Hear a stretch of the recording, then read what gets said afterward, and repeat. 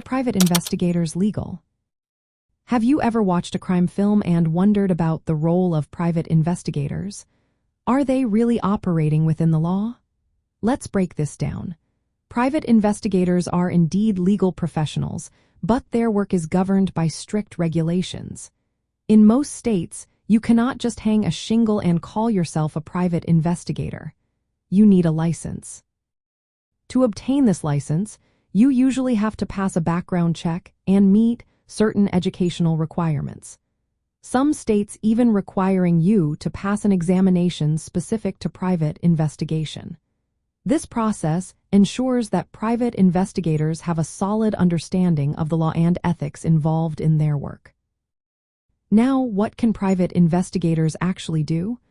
They are allowed to conduct surveillance, gather evidence, and interview people. However, they do not have the same legal powers as law enforcement officers.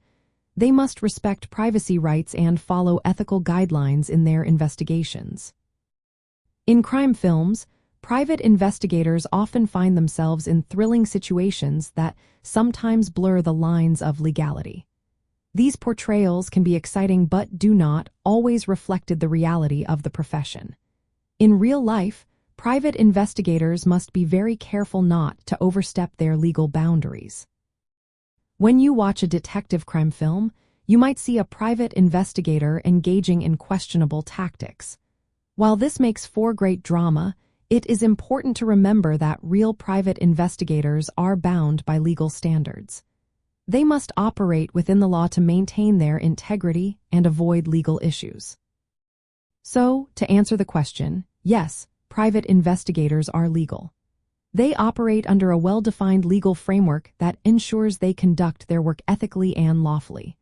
While crime films may depict them as mavericks, the truth is that they have to play by the rules.